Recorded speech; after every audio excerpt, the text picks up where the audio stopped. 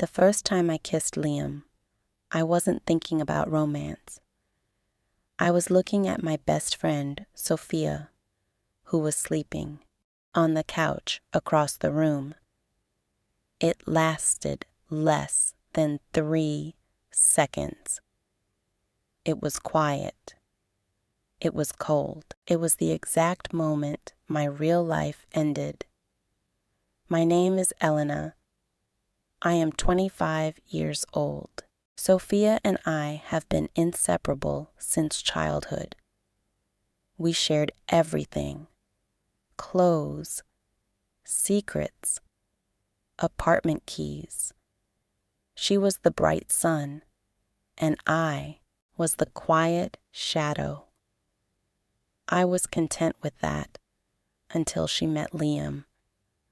Liam was different. He didn't just look at Sophia. He looked through people. The first day she brought him home, he shook my hand. His grip was too firm. His eyes stayed on mine for a beat too long. Sophia was laughing, pouring wine in the kitchen, completely blind to the sudden shift in the air. I tried to look away from him, but I couldn't. That night, Sophia fell asleep early on the couch. Liam stood up to leave. I walked him to the door. He stopped. He leaned in close, and then he crossed the line. I didn't push him away immediately. That was my first mistake. My weakness was a deep, hidden loneliness that Sophia never understood. Liam sighed instantly. He was a man who fed on vulnerabilities. Within a week, everything changed. Sophia was busy with her new marketing job, working 12-hour shifts. Liam started showing up at our apartment anyway. He brought groceries. He fixed the broken cabinet in the kitchen. Sophia told me to check on you, he said one afternoon. It was a lie. I knew it, and he knew it. But the house felt less empty when he was there. We didn't talk about the kiss at the door. We acted like roommates. We moved fast through the routines of daily life. I made coffee. He read the news. But the normal routine was just a thin layer of ice over a deep lake. Every conversation felt like a trap. Every time the door opened, my heart jumped. I was terrified Sophia would walk in. I was even more terrified that she wouldn't. Then the micro-tension began to break the surface. It happened on a rainy Thursday. Sophia was away in another city for a conference. Liam came over to drop off her mail. He was soaked from the rain. "You should dry your jacket," I said, keeping my distance. He took it off and hung it up. We sat in the living room. The silence between us was heavy, filled only with the sound of rain hitting the glass. Suddenly, my phone buzzed on the table. It was a text from Sophia. "Missing you guys. Tell Liam I love him." I looked up from the screen. Liam was already watching me. He didn't ask what the message said. He leaned forward, reaching across the space between us. His fingers brushed against my wrist to take his glass of water. He didn't pull his hand back. His thumb pressed lightly against my pulse. It was beating too fast. He knew it. "You're scared of me, Elena," he whispered. His voice was too smooth. It wasn't a question. It was a statement. "You should leave, Liam," I said, but my voice lacked strength. He smiled, a slow, dangerous look. "But you haven't moved your hand." He stayed. We didn't cross another physical boundary that night, but the emotional connection deepened into something dark and addictive. For the next 2 weeks, a false calm entered the apartment. Sophia returned completely oblivious. We had dinners together. We watched movies. To Sophia, we were a happy trio. But underneath the table, the reality was different. During a movie night, Sophia went to the bathroom. The moment the door clicked shut, the air froze. Liam shifted his weight on the couch. His arm brushed against mine. No one moved. We sat in total stillness, listening to the sound of running water from the bathroom. I looked at him.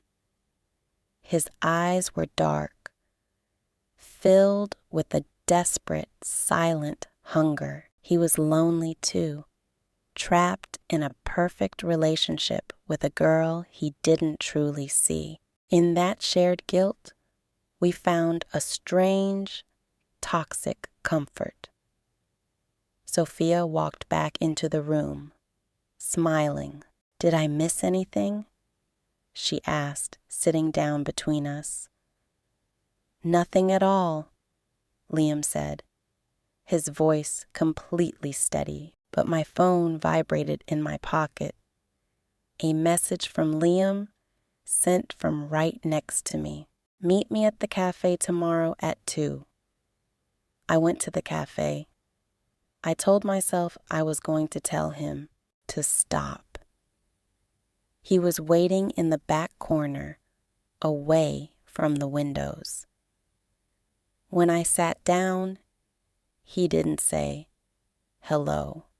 He grabbed my hand under the table. His grip was tight, almost painful. "We need to stop this, Liam. She loves you," I whispered, tears burning my eyes. "I don't care," he said. We left the cafe together. He pulled me into a quiet, narrow alleyway between 2 brick buildings. It was dark, hidden from the main street. He caught my face in his hands. This wasn't the cold kiss from the first night. This was an emotional explosion. His lips met mine with a desperate force, and for a moment, the guilt vanished. I held onto his jacket, losing my balance, losing my morals, losing everything. Then a sharp sound broke the air, a gasp. I pushed Liam away, my heart dropping into my stomach. Standing at the entrance of the alleyway was Sophia's co-worker, Marcus. He had a coffee in his hand. He was staring directly at us, his eyes wide with horror. He didn't say a word. He turned around and walked away fast. The simulation of romance vanished instantly. The wave of threat took over. Liam looked at the empty street, then back at me.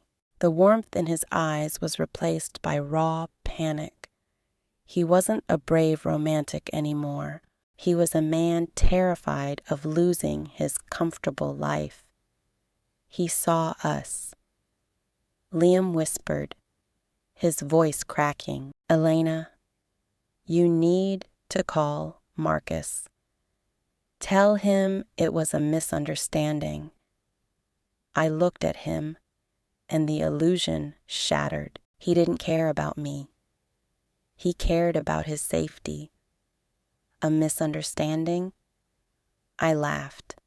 A bitter, hollow sound. We were kissing in an alley, Liam. If Sophia finds out, I lose everything, he said, stepping back. He was looking at me like I was the danger, not the partner. The emotional dependency I had built over the last month turned into pure poison. I drove back to the apartment in total silence. I sat on my bed, waiting for the phone to ring. I knew Marcus would tell her it was only a matter of time. The air in the house felt like a graveyard. At 6 p.m., the front door opened. Sophia was home. She didn't shout. She walked into my room, holding her phone. Her face was completely pale, her eyes red from crying. "Is it true?" she asked. Her voice was small, shaking. Liam was standing right behind her, in the hallway. He looked at me, his eyes pleading. He wanted me to take the blame. He wanted me to save him. I stood up. The fear was gone, replaced by a cold, sharp reality. "Yes," I said clearly. Sophia sobbed, covering her mouth. "Why, Elena? You're my sister." Liam stepped forward, putting a hand on Sophia's shoulder. "Sophia," she forced herself on me. "She's been obsessed with me since day one. I didn't want to hurt you by telling you." The lie was so ugly, so cartoonishly desperate, that the final piece of my affection for him died instantly. I walked over to my desk, picked up my old phone, and unlocked the screen. I handed it directly to Sophia. "Read the messages from last night, Sophia. Read who asked who to meet at the cafe." Liam froze. The house went perfectly silent. The truth was out, and it was irreversible. I packed my bags that night. I didn't stay to watch the end of their relationship. Sophia didn't forgive me, and I didn't expect her to. Some boundaries cannot be rebuilt once they are burned down. She kicked Liam out. An hour later, I heard his car drive away into the night, empty and alone. I moved into a small studio apartment across the city. The silence here is different now. It isn't heavy with secrets. It is just quiet.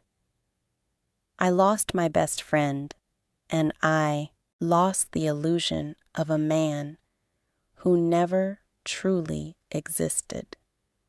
But as I look out the window at the city lights, I feel a strange sense of relief. The disaster is finally over. I learned a bitter lesson. When you live in someone else's shadow for too long, you start searching for light in the darkest places. I am done being a shadow. Betrayal always leaves a mark. Do you think Elena deserved a second chance from Sophia? Or did she lose the right to be called a friend the moment she crossed that line? Tell me your thoughts in the comments below.